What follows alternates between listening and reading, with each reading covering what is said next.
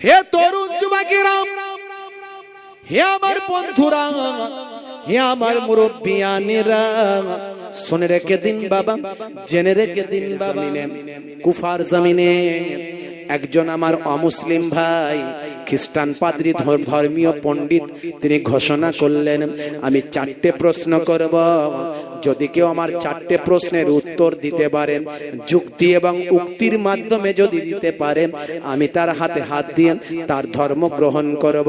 আর কেউ যদি চ্যালেঞ্জ গ্রহণ করে আর উত্তর যদি না দিতে পারেন, তাহলে আমার হাতে হাত দিয়ে আমার ধর্ম গ্রহণ করতে হবে।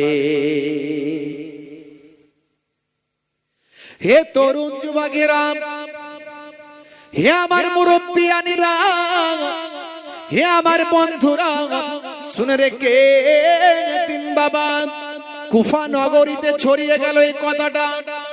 কে তার চ্যালেঞ্জ গ্রহণ করবে? একজন পণ্ডিত ঘোষণা করেছে, একজন পণ্ডিত ডাক দিয়েছে, যদি কেউ তার চ্যালেঞ্জ গ্রহণ করে, 4টে প্রশ্নের যদি উত্তর দিতে পারে। এমন সময় দেখা যায় একজন যুবক মানুষ, তিনি তার চ্যালেঞ্জকে গ্রহণ করলেন। সেই যুবক মানুষটি ছিলেন মুসলমান, সেই যুবক মানুষটি ছিল মুসলমানদের নেতা, সেই যুবক মানুষটি ছিল মুসলমানদের ইমাম। তিনি আর অন্য কেউ নন, তিনি হলেন হযরতে ইমামে আজম আবু হানিফা। জোরে হবে না? আর জোরে হবে না? বন্ধুরা আমার, 4টে প্রশ্ন, 4টে প্রশ্ন, চারিদিক থেকে মানুষ এসে হাজির হয়েছে। হে তরুণ যুবকেরা, হে আমার বন্ধুরা, হে আমার মুরব্বিয়ানেরা, শুনে রেখে দিন বাবা, জেনে রেখে দিন বাবা, হে মুসলমান, একটুখানি লক্ষ্য করুন। চারিদিক থেকে হাজার হাজার মানুষ নির্দিষ্ট দিনের নির্দিষ্ট জায়গাতে সে হাজিরা দিয়ে দেয়। সেখানে একটা মঞ্চ তৈরি করা হয়েছে। ভাই আমার মঞ্চে সে আগে থেকে পণ্ডিত বাবু এসে বসে আছেন, প্রবীণ মানুষ, শিক্ষিত মানুষ, জ্ঞানী মানুষ, বুদ্ধিমান মানুষ, তিনি চেয়ারে বসে আছেন। সেখান থেকে আওয়াজ দিয়ে বলছেন, কে আছো তোমরা? চ্যালেঞ্জ গ্রহণ কে করেছ? কে মুসলমানদেরকে ইমাম আছে আমার চ্যালেঞ্জ কে গ্রহণ করেছে? আজকে এখানে আসার কথা কই? কই সে এসেছে আজকে এখানে? এমন সময় দেখা যায় পেছন দিক থেকে হাত তুলে আওয়াজ দিয়েছেন, ইমামে আজম আবু হানিফা, আমি হলাম মুসলমানদের ইমাম, আমি ইমামে আজম আবু হানিফা, আমি নুমান বিন সাবিত, আমি আপনার চ্যালেঞ্জটা গ্রহণ করেছিলাম। বলে, বাবা তোমার বয়স কম, তুমি ইয়ং মানুষ, ছোট বয়স, কাঁচা বয়স, পারবে না বাবা, পারবে না, বসে পড়ো, বসে পড়ো, চ্যালেঞ্জ গ্রহণ তুমি করো না।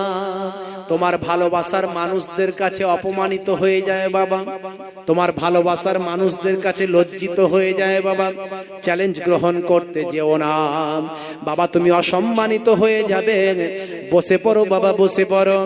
ইমামে আজম আবু হানিফা হুজুর বলেন, আমি হলাম মুসলমানদের ইমাম, আমি হলাম ইমামে আজম, আমাকে লোকে ইমামে আজম বলেন, সারা আজমের ইমাম বলেন, এত সম্মান আমাকে করেন।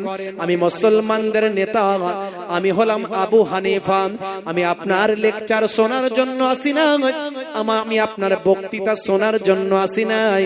আমার বয়স কম হতে পারে, কিন্তু আমি আপনার চ্যালেঞ্জটা গ্রহণ করার ক্ষমতা দেখিয়েছি। আমার আল্লাহ যদি রাজি হয়ে যান, আপনি চিন্তা করবেন না, ভাববেন না, আপনার 4টে প্রশ্নের উত্তর যুক্তি এবং উক্তির মাধ্যমে আমি দিয়ে দেব, ইনশাআল্লাহ আমি দিয়ে দেব, আপনি চিন্তা করবেন। বসতে অসুবিধা হচ্ছে নাকি? একটু এগিয়ে এগিয়ে আসেন তো ভাই আমার, একটু মানুষজনকে একটু ঢুকতে দেন, একটু আপনারা বসে যান, যারা বসেননি একটু বসে যান, একটু এগিয়ে এগিয়ে আসেন। দরুদ শরীফ আল্লাহুম্মা।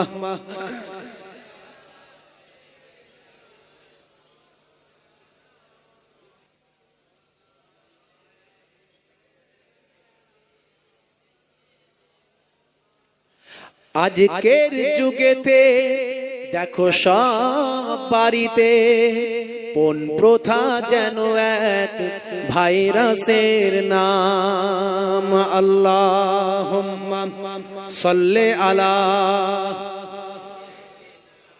মাওলানা মুহাম্মাদ ওয়া আলা আলিহি।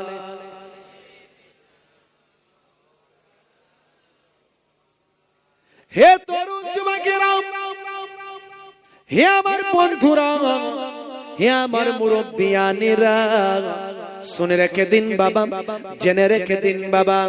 এমন সময় মঞ্চে বসে আছেন ওই পণ্ডিত পাদ্রী সাহেব, পণ্ডিত সাহেব মঞ্চে বসে আছেন। ইমামে আযম আবু হানিফা রাহমাতুল্লাহ আলাইহি, পেছন থেকে তাকে রাস্তা করে দেওয়া হয়েছে। ভিড় ঠেলে মঞ্চের সামনে চলে এসেছেন। পাদ্রী সাহেব বলছেন তাহলে শুরু করি, প্রশ্ন শুরু করি। ইমামে আযম আবু হানিফা রাহমাতুল্লাহ আলাইহি বলেন, শুরু করবেন বটে, তার আগে আমার একটা প্রশ্ন আছে। হে পণ্ডিত সাহেব, আমার একটা প্রশ্ন আছে, তার আগে আপনার প্রশ্নের উত্তর দেওয়ার আগে আমার একটা প্রশ্ন আছে। বলে কি প্রশ্ন? বলে আচ্ছা বলুন তো দেখি, প্রশ্নকারীর সম্মান বেশি না উত্তরদাতার সম্মান বেশি? সম্মান কার বেশি? যে প্রশ্ন করে তার, না যে উত্তর দেয় তার? প্রশ্ন আপনি যা খুশি করতে পারেন, পকেটে লিখে নিন, ঘর থেকে বই থেকে দেখে, আজকে মোহেবুল্লাহ হুসাইনি আসছে, একটা প্রশ্ন জিজ্ঞাসা করব, আমি কিছুই জানি না, আমার যেটুকু মগজে আছে সেটুকু থেকে বলতে হবে। আর আপনি মগজটা বই থেকে তুলে নিয়ে এসেছেন, কি কারো বুদ্ধি নিয়ে নিয়েছেন? কথা ঠিক না? তাহলে উত্তরদাতার সম্মান বেশি। হে তরুণ যুবকেরা, পাদ্রী সাহেব ছিলেন জ্ঞানী মানুষ, পণ্ডিত সাহেব ছিলেন জ্ঞানী মানুষ। তিনি বুঝতে পেরে গেলেন আমি মঞ্চে বসে বসে রাজার মতো প্রশ্ন করব, আর উনি রাস্তায় দাঁড়িয়ে নিচে দাঁড়িয়ে আর ওই কি বলেন সামান্য একজন সাধারণ মানুষের মতো উত্তর দেবেন। এটা হতে পারে না। বরং উনি ঘুরিয়ে বললেন, ওই আসনটা আমাকে ছেড়ে দিন, আর আমার আসনে আপনি আসন। পণ্ডিত সাহেব জ্ঞানী মানুষ ছিলেন, বুজুর্গ ছিলেন, শিক্ষিত মানুষ ছিলেন, বুদ্ধিজীবী মানুষ ছিলেন, প্রবীণ মানুষ ছিলেন, জ্ঞানী মানুষ ছিলেন। তিনি হুজুরের কথার উত্তর দিলেন, ঠিক আছে বাবা, আপনি আমার জায়গায় চলে আসুন, আর আপনার জায়গাতে আমি যাই। নিচে গিয়ে পণ্ডিত একটা চেয়ারে বসলেন। আল্লাহর মাহবুব বান্দা ইমামে আজমকে মঞ্চের উপর সিংহাসনে বসিয়ে দিলে। জোরে হবে না? জোরে হবে না? এবার তিনি আমার আপনার ইমাম, ইমামে আজম আবু হানিফা রাহমাতুল্লাহ আলাইহি, তিনি মঞ্চে এসে বসে গেলেন। মঞ্চে যখন এসে বসলেন, বিসমিল্লাহির রহমানির রহিম, আমার আল্লাহর রহমান রহিম, আল্লাহ তিনটে নামে আল্লাহকে ডেকে আল্লাহর নামের শুরু করছি বলেন তিনি বাবা মঞ্চে এসে স্টেজে উঠে মঞ্চে এসে আল্লাহর নাম নিয়ে বসে গেলেন। ইসলামের নিয়ম হলো, যখন তুমি ভালো কাজ কিছু শুরু করবে, শুরু করার আগে বিসমিল্লাহির রহমানির রহিম আল্লাহর নাম নিয়ে শুরু করবে। যদি তুমি আল্লাহর নাম নিয়ে শুরু করো, আমার আল্লাহর করুণা রহমত তোমার সঙ্গে থাকবে। বান্দা তুই আমাকে ডেকেছিস, বান্দা তুই আমাকে ডেকেছিস, বান্দা তুই আমাকে স্মরণ করেছিস, ইয়া আল্লাহ, ইয়া রহমান, ইয়া রহিম বলেছিস। আমি আল্লাহ তোকে ডাকে না সাড়া দিয়ে থাকতে পারি না। লব্বাইক লব্বাইক লব্বাইক ইয়া আব্দি, হে আমার বান্দা, আমি হাজির, আমি হাজির, আমি হাজির। জোরে বলুন সুবহানাল্লাহ। কিন্তু দুর্ভাগ্য, আমরা কোনো কাজ করতে গেলে আল্লাহর নাম ভুলে যাই, আমাদের মনে থাকে না। মনে থাকবে কি করে? সে কালচার তো আমাদের নাই, সে কালচার আমাদের নাই। নবী যা শেখালেন আমরা শিখিনি, নবী যা বোঝালেন আমরা বুঝিনি। বন্ধুরা আমার, তরুণ যুবকেরা আমার, মুরব্বিয়ানেরা আমার, আমার বিশ্ব নবী, দয়ার নবী, মায়ার নবী, রাহমাতুল লিল আলামিন কত কষ্ট করেছিলেন উম্মতকে শিখিয়ে দেওয়ার জন্য, উম্মতকে জানিয়ে দেওয়ার জন্য। আমার নবী কত কষ্ট করেছেন, আর আমি আপনি রাসূলের সে তরিকা, রাসূলের সে সুন্নতকে গ্রহণ করতে পারি। বন্ধুরা আমার, তরুণ যুবকেরা আমার, হে আমার মুরব্বিয়ানেরা, হে জওয়ান যুবকেরা, শুনে রেখে দিন বাবা, জেনে রেখে দেন। হে মুসলমান, একটু খেয়াল করুন। এমন সময় আল্লাহর মাহবুব বান্দা সেই সময় আল্লাহর নাম নিয়ে সিংহাসনে বসে বললেন, বসে পড়ে বললেন, হে পাদ্রী সাহেব, হে পণ্ডিতজি, এবার আপনি আমাকে বলুন, আপনার প্রশ্নগুলি করুন। সে সময় পণ্ডিতজি বললেন, বাবা পারবে না বাবা, শুধু শুধু চ্যালেঞ্জ গ্রহণ করলেন, তুমি তোমার সম্প্রদায়ের মানুষের কাছে অসম্মানিত হয়ে যাবে, তোমার অত ব্রেন নাই বাবা, অত বড় তুমি কেন মানুষ হও না বাবা, বয়স তোমার কম, তুমি শুধু শুধু চ্যালেঞ্জ গ্রহণ করেছ। তবে তুমি যখন জিজ্ঞাসা করেছ, তুমি যখন চ্যালেঞ্জ গ্রহণ করেছ, আমি তোমাকে প্রশ্নটা করতে থাকেন। আমার পণ্ডিতকে সে সময় পণ্ডিত সাহেবকে বললেন, হে পণ্ডিতজি, হে পণ্ডিতজি, আপনি আপনার প্রশ্ন করুন, উত্তর দিতে পারবো কি না পারবো চিন্তা করবেন না, তবে আমি আল্লাহর উপর ভরসা রেখেছি, ইনশাআল্লাহ আমার বিশ্বাস আপনার প্রশ্নের উত্তরটা যুক্তি এবং উক্তির মাধ্যমে দেব। আমি বিশ্বাস, আমি যুক্তি এবং উক্তির মাধ্যমে দেব। বাবা মাথায় রাখবে, এক যুক্তি দিতে হবে, এমন যুক্তি দেবে যাতে বোকা লোকেরাও মেনে নেয়। এমন যুক্তি দেবে, মাস্টার বোঝায় না স্কুলে, এক একটা মাস্টার লোকে বলে না ভালো মাস্টার রে, কেন বলে বলুন তো? আরে আমি নিজেও তো মাস্টার, আমি নিজেও তো টিচার, হাই স্কুল টিচার। আপনারা জানেন হয়তো 13 বছর সার্ভিস লাইফ আমার। স্কুল সার্ভিস কমিশনে আমি এই বেঙ্গলে, ইস্টার্ন জোনে বেঙ্গলে আমি 3 নম্বরে র্যাঙ্ক করেছিলাম, আল্লাহ করিয়েছিলেন আপনাদের দোয়ায়, আমি 3rd হয়েছিলাম। তো 13 বছর সার্ভিস আমার। তো ওই লোকে বলে না মাস্টারটা খুব ভালো রে, আসলে এমন ভাবে ঘুরিয়ে পেঁচিয়ে বোঝায় যাতে খুব ব্রেনি ছেলেরা তারাও বুঝতে পারে, আবার নরমাল ব্রেন তারাও বুঝতে পারে, আবার একেবারে বোকা গবেট যারা তারাও বলে না স্যার বুঝে নিয়েছি, যা বলেছে বুঝতে পেরেছি। এই যে বোঝানোর ক্ষমতা, আমার নবী হলেন শ্রেষ্ঠ টিচার, আমার নবী হলেন লিডার, টিচারদের টিচার, টিচারদের টিচার। একদিন আমার নবী দুটো রেখা টেনেছেন, দুটো দাড়ি টেনেছেন, টেনে বলেন, সাহাবীরা কিছু বুঝতে পারছো, কিছু বোঝা যাচ্ছে? বলে হুজুর আপনি বোঝালে বুঝবো, কি করে বুঝবো? বলে বলবো, বলে বলুন বলুন হুজুর। বলে দেখো বাবা, একটা বড় দাড়ি আর একটা ছোট দাড়ি, একটা বড় সরল রেখা, একটা ছোট সরল রেখা, আমরা যেমন সরল রেখা বলি, লাইন দাড়ি। বলে তার মানে কি হুজুর? বলে বলি তাহলে। বলে বলো, বলুন হুজুর। তখন বলছেন, দেখো বাবা, এই যে একটা বড় আর একটা ছোট, এই বড়টা হলো তোমাদের ড্রিম, তোমাদের স্বপ্ন, তোমাদের আশা, তোমাদের আকাঙ্ক্ষা। একতলা বাড়ি করেছো, স্বপ্ন তোমার আছে যে আমার দুটো ছেলে দোতলা করতেই হবে। একটা তোমার দোকান, তোমার স্বপ্ন হচ্ছে দুটো ছেলে, আমার দুটো দোকান করে দিতে হবে, দুই ছেলেকে দুটো দোকান করে দেব। 1 বিঘা জমি আছে, ছেলে হচ্ছে দুটো, মনে মনে নিয়ত আছে কোন রকমে মরার আগে যেন 2 ছেলেকে 2 বিঘা জমি করে দিয়ে মরতে পারে।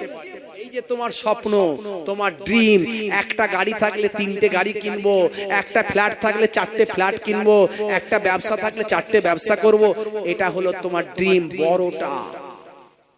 এই বড় রেখাটা হলো, বড় দাড়িটা হলো তোমার ড্রিম, তোমার স্বপ্ন, তোমার আশা, তোমার আকাঙ্ক্ষা, আর ছোটটা হলো তোমার হায়াত, তোমার হায়াত। তোমার ড্রিম ফুলফিল হবে না, তোমার স্বপ্ন পূর্ণ হবে না, তার আগে তোমার মওত হয়ে যাবে। আচ্ছা, নবী যা বোঝালো এতে সব ধরনের মানুষ বুঝবে না? বোকা মানুষও বুঝে। বন্ধুরা আমার, তরুণ যুবকেরা আমার, মুরব্বিয়ানেরা আমার, তাহলে এখান থেকে আমরা একটা চরম শিক্ষা নিলাম। আমরা যতই দুনিয়া দুনিয়া দুনিয়া দুনিয়া করি, হে তরুণ যুবকেরা আমার, আল্লাহ বলছেন বাল তুসিরুনাল হায়াতাদ দুনিয়া ওয়াল আখিরাতু খায়রুন ওয়া আবকা। এই দুনিয়া হলো তোমাদের জন্য ক্ষণস্থায়ী, এই দুনিয়া হলো তোমাদের জন্য অল্প দিনের, আর আখিরাতটা হলো তোমাদের জন্য চিরস্থায়ী, আর আখিরাতটা তোমাদের জন্য হলো উত্তম ভালো। আমরা আখিরাতের চিন্তা ভুলে গেছি। কবরের কথা বললে একদম বলবি না, কবরের কথা একদম বলবি না, বড্ড ভয় লেগে যায় আমাকে। মরার কথা বলবি না, মরবো না আমি। মরার কোনো স্বপ্ন নাই, মরার ব্যাপারে কোনো প্রিপারেশন নাই, মৃত্যুর জন্য কোনো তৈরি নাই, মৃত্যুর জন্য কাটলিতা আর গোছানো নাই। নবী বলছেন যে মৃত্যুর আগে তৈরি হয়ে গেল, কাটলি যে গুছিয়ে নিল, যাবার জন্য প্রিপারেশন নিল, পৃথিবীর বুকে সেই ব্যক্তি হলো চালাক মানুষ। আমরা বলি যে 5 বিঘে জমি করেছে, 10টা ফ্ল্যাট তৈরি করেছে, 50টা আমার 50 লাখ টাকা জমিয়েছে, সেই হলো চালাক। কিন্তু নবী বলছেন না, এই দুনিয়া হলো তোমাদের জন্য ক্ষণস্থায়ী, পরকালটা হলো তোমাদের জন্য চিরস্থায়ী, আর পরকালটা হলো তোমাদের জন্য উত্তম। অর্থাৎ সেই পরকালের জন্য কি করতে হবে? পাথেয় সংগ্রহ করতে হবে। পাথেয় কলকাতায় গেলে টাকা পয়সা নিয়ে যেতে হবে, না হলে হেঁটে হেঁটে ঘরে আসতে হবে। বোম্বাই গেলে টাকা পয়সা নিয়ে যেতে হবে, না হলে হেঁটে হেঁটে ঘরে আসতে হবে, না খেয়ে শুকিয়ে থাকতে হবে।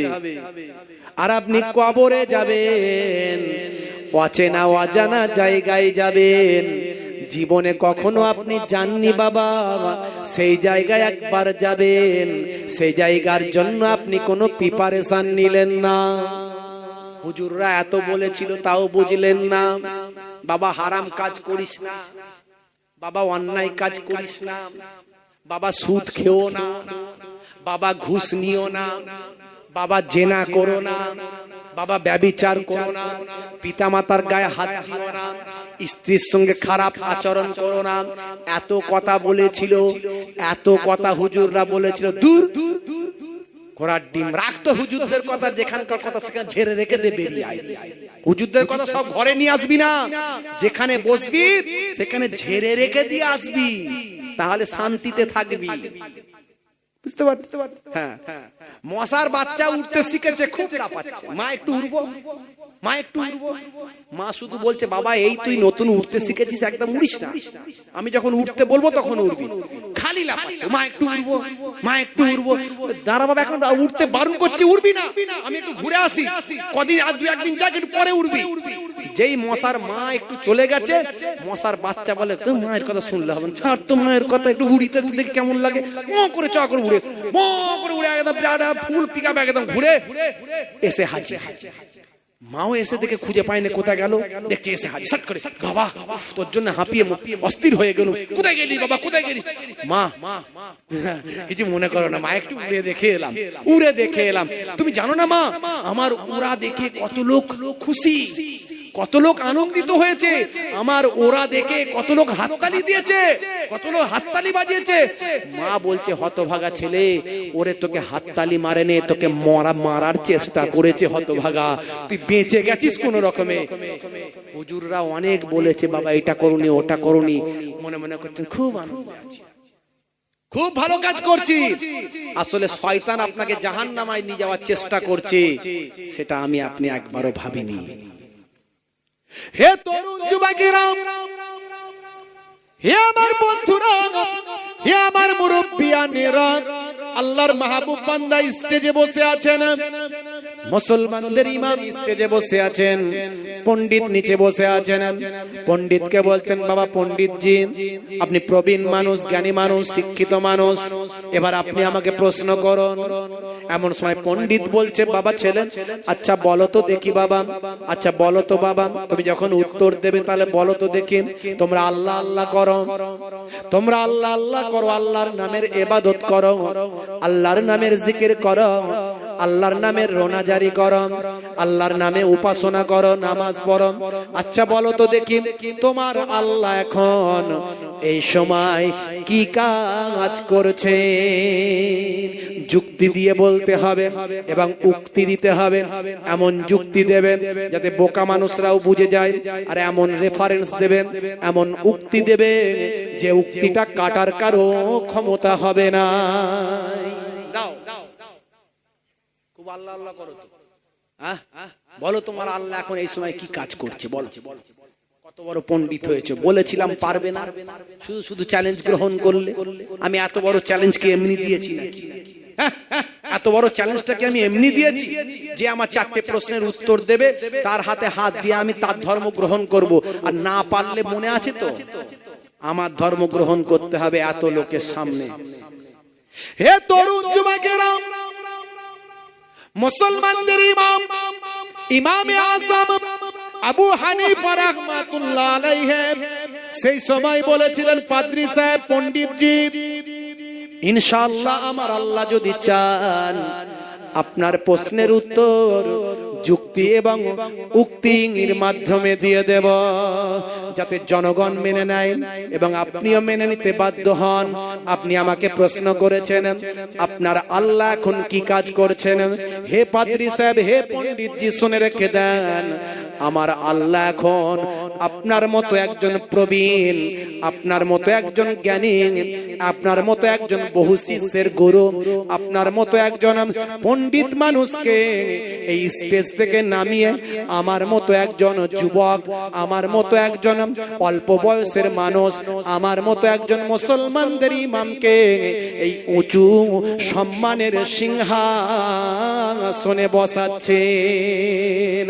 আমার আল্লাহ এখন এই সময় এই কাজটা করছে। এটা হলো আমার যুক্তি। হুজুরের যুক্তি শুনে সবাই বলল ঠিক। হুজুরের যুক্তি শুনে সবাই রাজি হয়ে গেল। পাদ্রী সাহেব, পণ্ডিতজি মেনে নিতে বাধ্য হলেন। এবার হুজুর বলেন, আমার উক্তিটা শুনে রেখে দাও, আমার রেফারেন্সটা শুনে রেখে দাও। আমার রেফারেন্স হলো কোরআন মাজিদ। কোরআন মাজিদে আমার আল্লাহ বলছেন, বিসমিল্লাহির রহমানির রহিম। সারা বিশ্বের বা আমার কোটি কোটি মানুষ কোরআন মাজিদ মেনে চলেন। হে তরুণ যুবকেরা, আল্লাহর মাহবুব বান্দা বলেন, আমার কোরআন মাজিদের রেফারেন্স কাটার কারো ক্ষমতা নাই। পৃথিবীর কোটি কোটি মানুষ কোরআন মাজিদ মেনে চলেন। সেই কোরআন মাজিদে আমার আল্লাহ জানিয়েছেন, বিসমিল্লাহির রহমানির রহিম। তো ইজ্জু মান তাশা ওয়া তুযিল্লু মান তাশা বিআদিকাল খায়র ইন্নাকা আলা কুল্লি শাইইন কাদির। আমার আল্লাহ যাকে চান সম্মান দেন, আমার আল্লাহ যাকে চান অসম্মান করেন। আমার আল্লাহ হলেন সমস্ত ক্ষমতার উপর সর্বশক্তিমান। জনগণ মেনে নিল, পাদ্রী সাহেব মেনে নিতে পণ্ডিতজি বাধ্য হলে। উপায় নাই, মেনে নিতে বাধ্য হলেন। জনগণ বলছে ঠিক বলেছে। এখন পণ্ডিতজি দেখলেন সর্বনাশ, এ তো বেশ যাইতাই লোকের সঙ্গে তো পড়িনি, তো সাধারণ লোক ভেবেছিলাম, তা তো নয়, তো সত্যিকারেরই কিছু আছে। আচ্ছা ঠিক আছে, 4টে প্রশ্ন, এখনো 3টে বাকি আছে। ঠিক আছে, তুমি মুসলমানদের কত বড় ইমাম হয়েছো, নেতা হয়েছো দেখি। হে তরুণ যুবকেরা, মাল্লাহুল মাওলা ফালাহুল কুল। বান্দা যখন আল্লাহর হয়ে যায়, কুল মাখলুকাত তার গোলাম হয়ে যায়। মান কানা লিল্লাহি কানাল্লাহু লাহু। যে বান্দা আল্লাহর হয়ে যায়, স্বয়ং আল্লাহ তার হয়ে যায়। আহা, নবীর আশিক যদি হয়ে যান, আপনি যদি আল্লাহর নেক বান্দা যদি হয়ে যান, আপনার হেফাজতের দায়িত্বটা, আপনার সম্মান রক্ষা করার দায়িত্বটা আমার আল্লাহ স্বয়ং গ্রহণ করে না। বন্ধুরা আমার, তরুণ যুবকেরা, পণ্ডিতজি বলছে, আচ্ছা বলেন তো দেখি, হে মুসলমানদের ইমাম, আপনি প্রথম উত্তর দিয়েছেন দ্বিতীয় উত্তর দিতে পারবেন না। আচ্ছা বলেন তো দেখি, আপনারা আল্লাহ আল্লাহ আল্লাহ আল্লাহ করেন, আপনার আল্লাহ এখন কোথায় আছে? ভারতে, পাকিস্তানে, আফগানিস্তানে, জার্মানে, রাশিয়াতে, কুয়েতে, কোথায় আছে? আপনারা আল্লাহ আল্লাহ করেন। বড্ড কঠিন প্রশ্ন, যুক্তি এবং উক্তি দিতে হবে। একটা পেরেছেন, দ্বিতীয়টা পারবেন না। বলেছিলাম পারবেন না, কেন লজ্জিত হতে এলেন? আপনার আল্লাহ এখন কোথায় আছেন বলেন। এমন সময় ইমামে আযম আবু হানিফা রাহমাতুল্লাহ আলাইহি সে সময় বলেন, আপনার প্রশ্নের আমি উত্তর দেব পণ্ডিতজি, তার আগে আমার একটা প্রশ্ন আছে। বলে কি প্রশ্ন? মাথা চুলকাচ্ছে, সর্বনাশ, আবার আমাকে কি জালে ফালে ফেলবে রে বাবু। আচ্ছা বলেন তো পণ্ডিতজি, হোয়াট ইজ আত্মা? আত্মা জানেন? আত্মা বোঝেন? রুহ বোঝেন? আচ্ছা বলুন তো, মানুষের শরীরে রুহ কোথায় আছে? একটা মানুষ হেঁটে হেঁটে যাচ্ছে, হঠাৎ করে পড়ে গেল, হাত আর তার ওঠে না, পা আর তার চলে না, চোখ আর দেখে না, কান আর শোনে না, মুখ আর বলে না, তার মধ্যে কি নাই? পণ্ডিতজি বলে রুহ নাই, আত্মা নাই। বলে হোয়াট ইজ আত্মা? আত্মা কি? আত্মা কোথায় থাকে?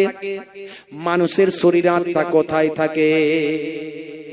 পণ্ডিতজি মাথা চুলকে ভেবে নিয়ে বলছে, মানুষের সারা শরীরের মধ্যেই থাকে। হুজুর বলে আলহামদুলিল্লাহ, আপনার প্রশ্নের উত্তর হয়ে গেছে। আপনি বলছেন আল্লাহ কোথায় আছে? আমার আল্লাহ সারা কুল কায়নাতের মধ্যে আছেন। এটা হলো আমার যুক্তি, এটা হলো আমার যুক্তি।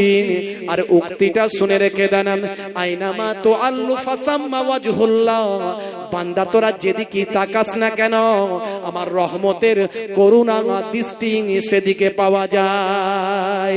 জনগণ স্বীকার করে নিল, পাদ্রী সাহেব স্বীকার করতে বাধ্য হয়ে গেলে। 2 নম্বর প্রশ্নের উত্তর হয়ে গেছে। পাদ্রী সাহেব পণ্ডিতজি চিন্তা করছে, তাই তো, এ তো সাধারণ লোক নয় রে বাবু, যাকে তাকে নিয়ে তো পারিনি, এ তো কঠিন লোক নিয়ে পড়েছি মনে হচ্ছে। দিয়ে দেবে নাকি রে বাবু উত্তর? আর কড়া প্রশ্ন করতে হবে। অনেক ভেবে চিন্তে 3 নাম্বার প্রশ্ন করবে পণ্ডিতজি। হুজুর বলছেন পণ্ডিতজি প্রশ্ন করুন।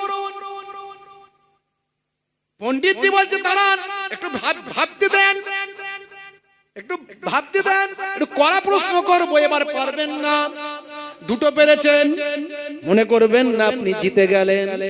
আরো 2টো প্রশ্ন বাকি আছে, এবারে কিন্তু অনেক কড়া প্রশ্ন হবে।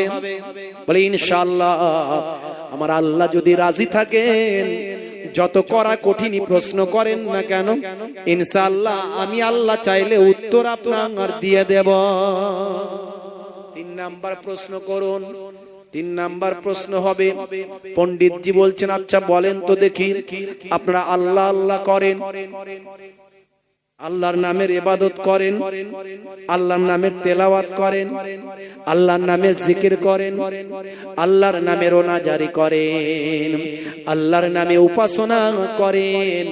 আচ্ছা বলেন তো দেখি, আপনার আল্লাহ এখন কোন দিকে মুখ করে আছেন? ইস্ট, ওয়েস্ট, নর্থ, সাউথ, পূর্ব, পশ্চিম, উত্তর, দক্ষিণ, শিমাল, জুনুব, মাশরিক না মাগরিব?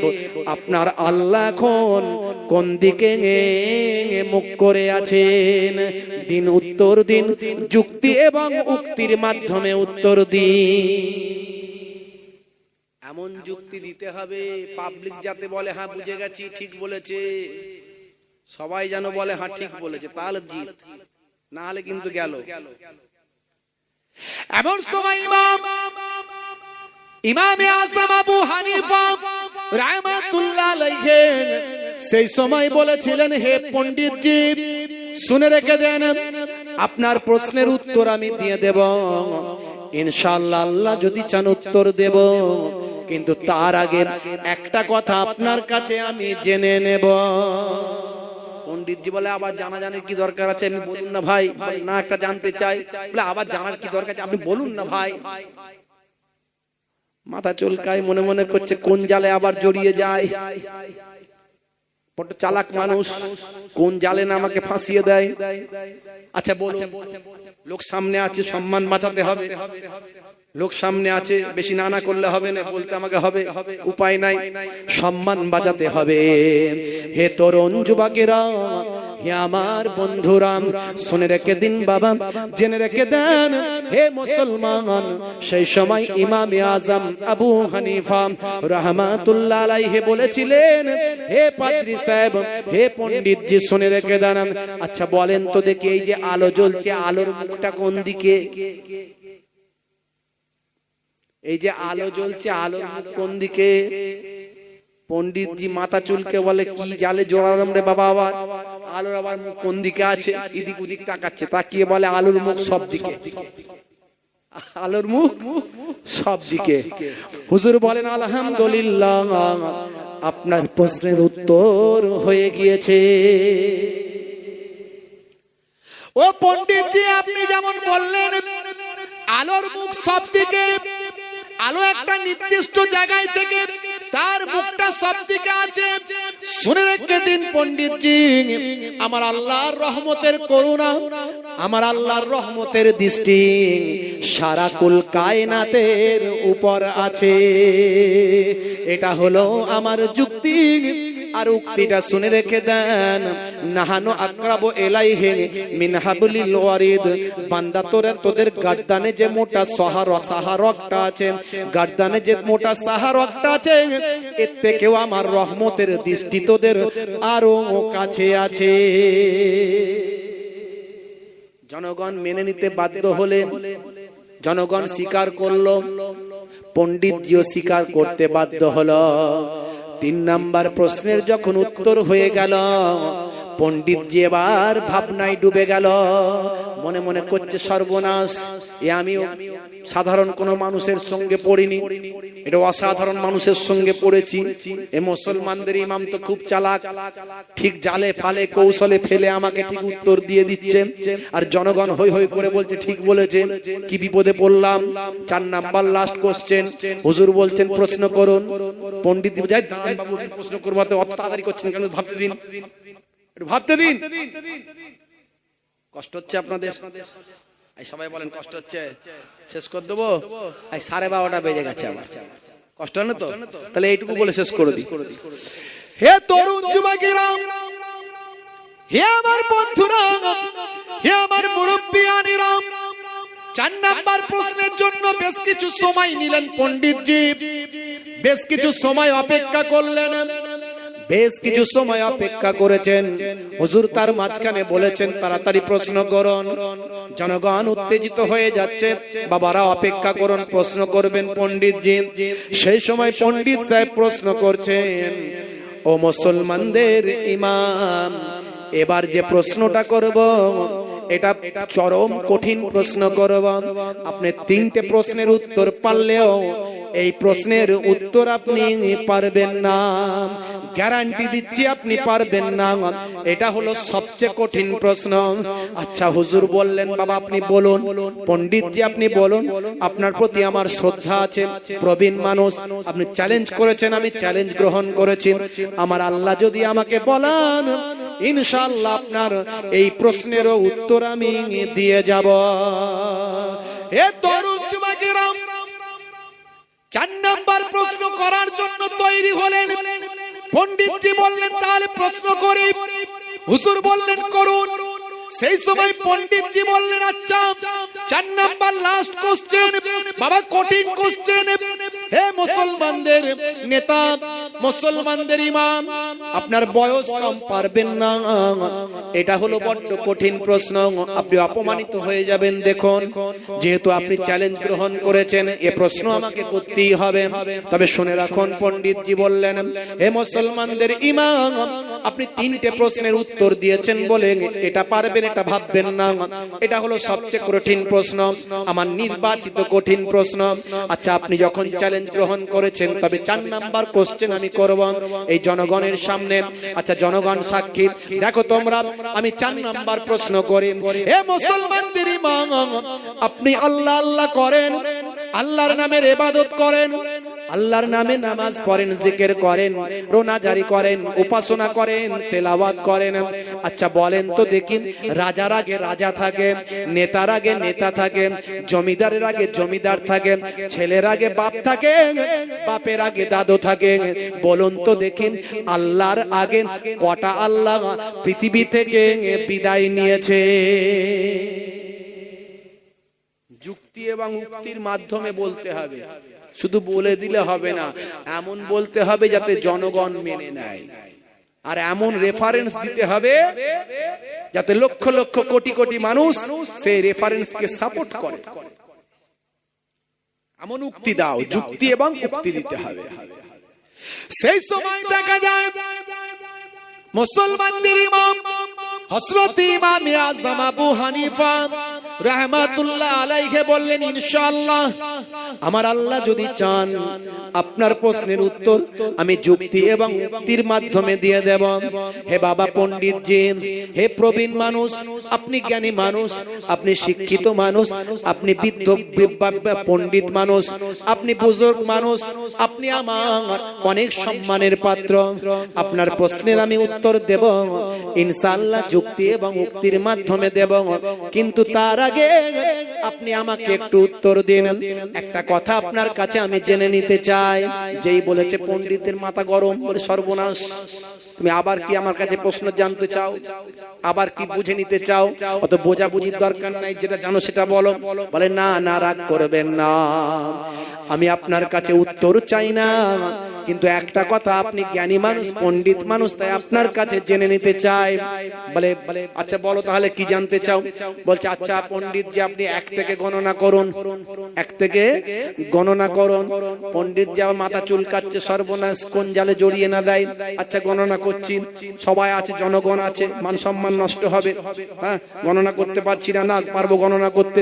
গণনা শুরু করে দেন, 1 2 3 4 5 6 7 8 9 10। হুজুর বললেন স্টপ, আর গণনা করতে হবে না। স্টপ বলার সঙ্গে সঙ্গে পণ্ডিতজি স্টপ করে নিয়েছেন, পাদ্রী সাহেব স্টপ করেছেন। হুজুর বললেন আপনাকে যেমন স্টপ করতে বললাম আপনি বন্ধ করলেন, আবার যখন বন্ধ করতে বলবো তখন বন্ধ করবেন, তার আগে গণনা চালু করে যাবেন, গণনা কিন্তু বন্ধ করবেন না। বলে ঠিক আছে, কত থেকে গণনা করবো? 11 থেকে 11 12। বলে না না, ওদিকে গণনা করতে হবে, ব্যাকে গণনা করুন, এবার পেছন দিকে গণনা করুন। তার মানে হলো 9 8 গণনা করুন।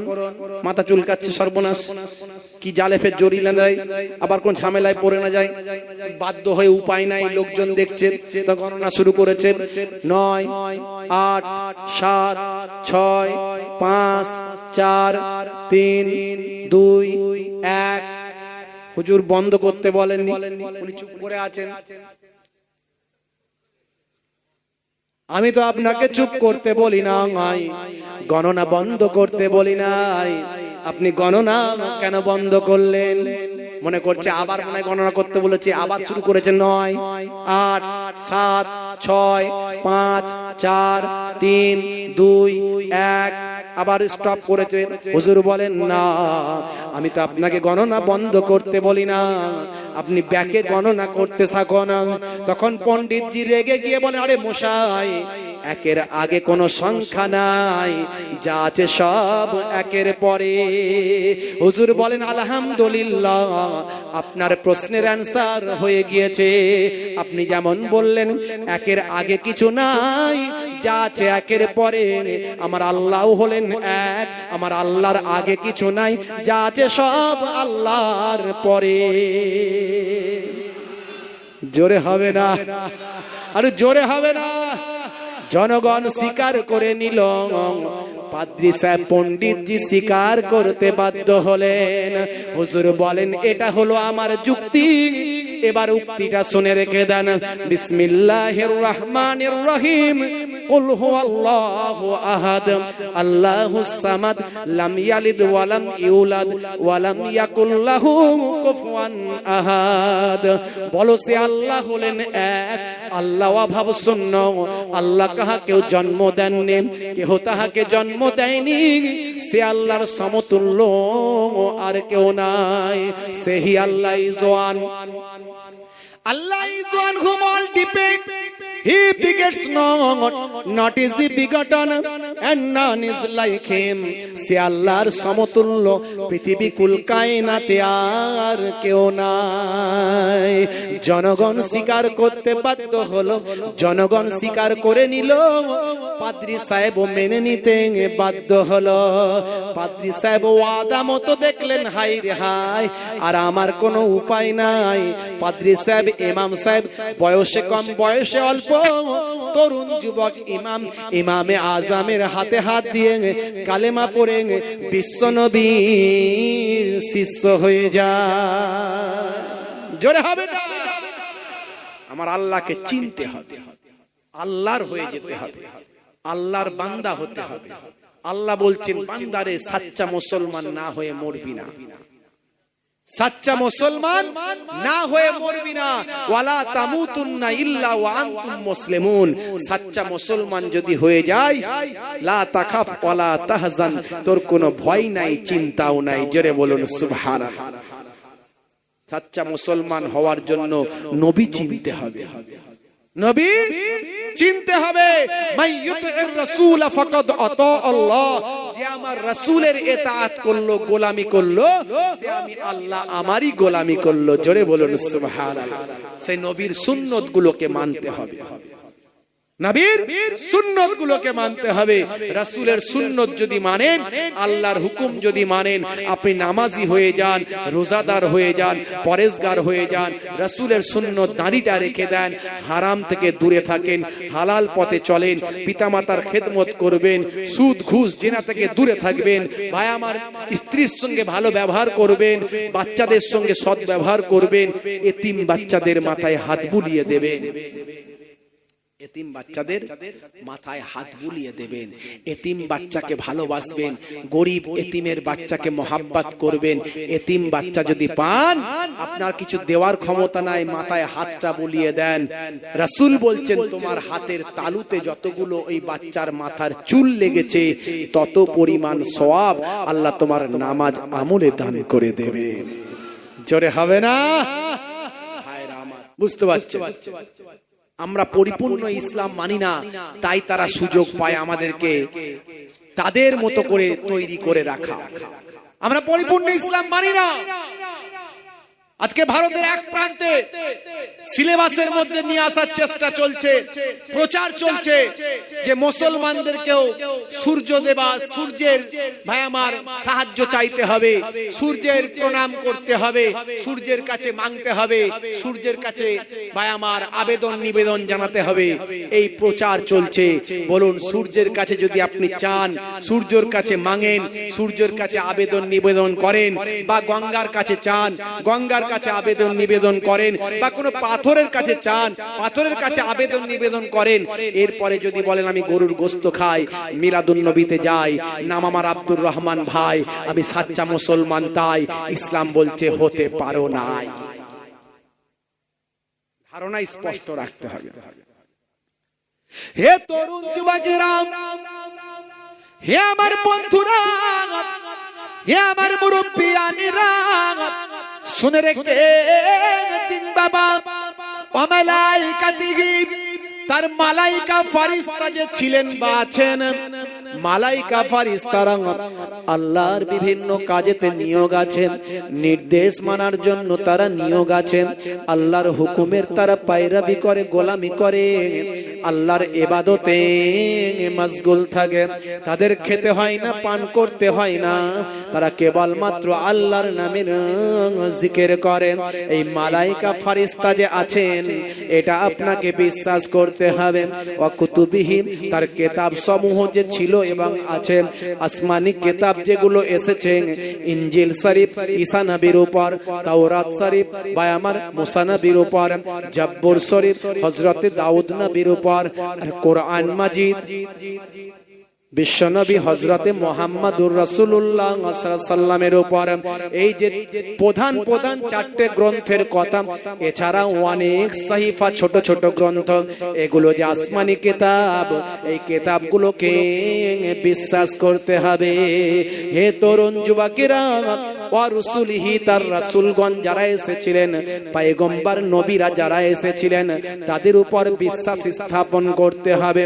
হে তরুণ যুবকেরা, ওয়াল ইয়াউমিল আখির, কিয়ামতের দিন যে হবে, একদিন যে বিচার হবে। সারা বছর ধরে ছেলেরা পড়াশোনা করলো, পরীক্ষার সময় যে পরীক্ষা হবে, বছরে দুদিন পরীক্ষা হবে, একবার হাফ ইয়ারলি, একবার অ্যানুয়াল। হাফ ইয়ারলি অ্যানুয়ালি পরীক্ষা হবে।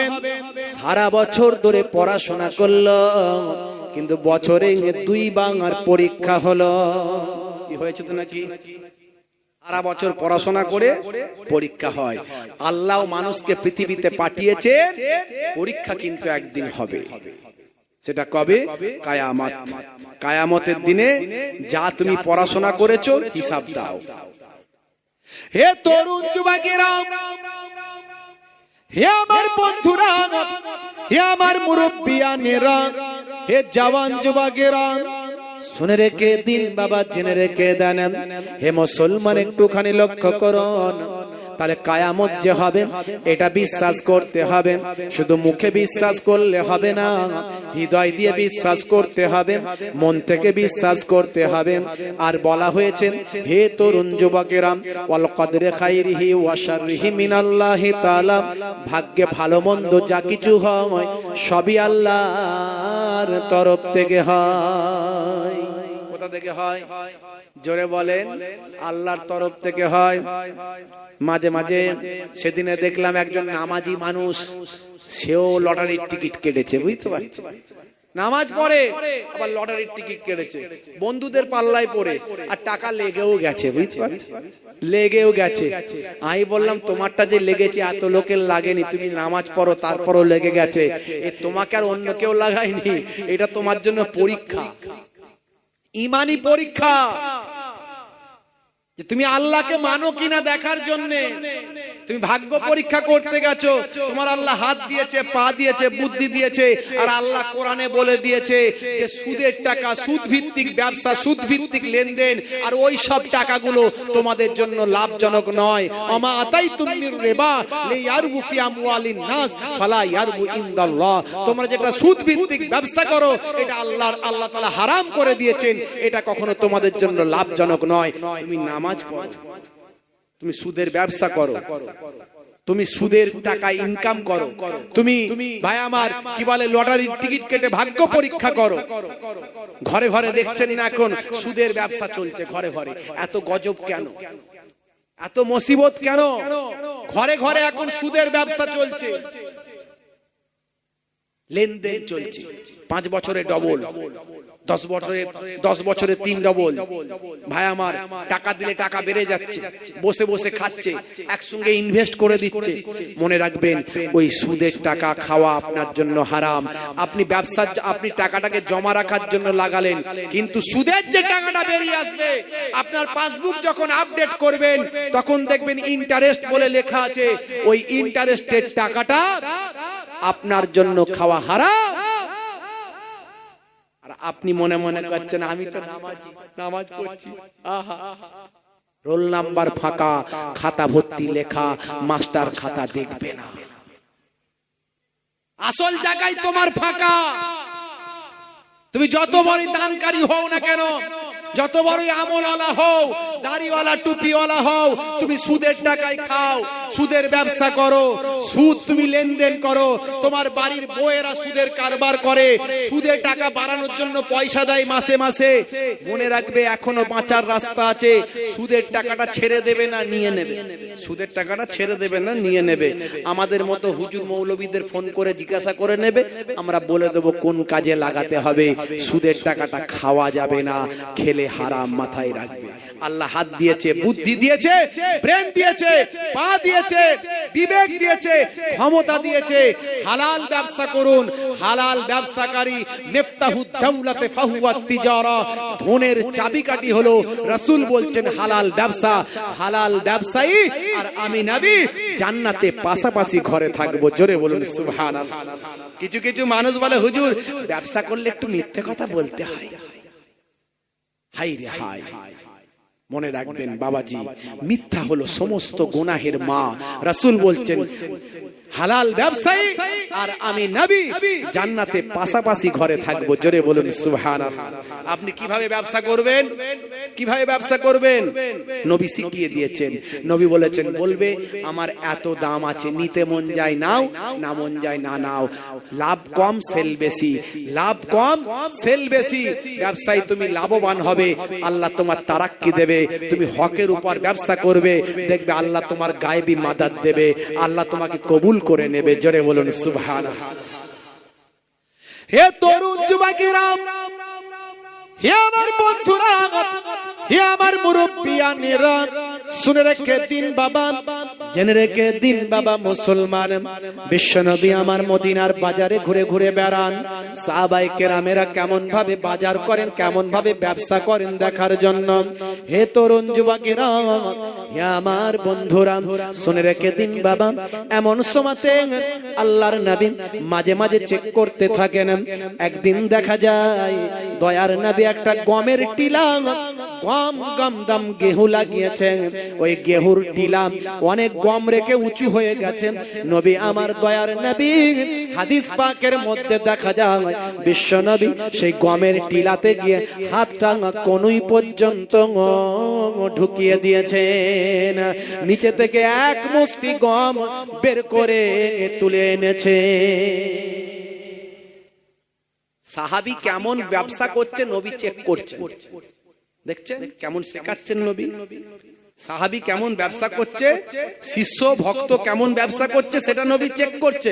এখন আলেম ওলামারা যদি দেখে যে আমার অমুক ভালোবাসার মানুষ মাঝে মাঝে গেলে চা খাওয়ায়, মিষ্টি খাওয়ায়, হুজুর বসুন না একটু দোয়া করুন, একটু চা খান না, মিষ্টি খান না, সে হারাম ব্যবসা করুক আর হালাল ব্যবসা করুক। মাঝে মাঝে মুসা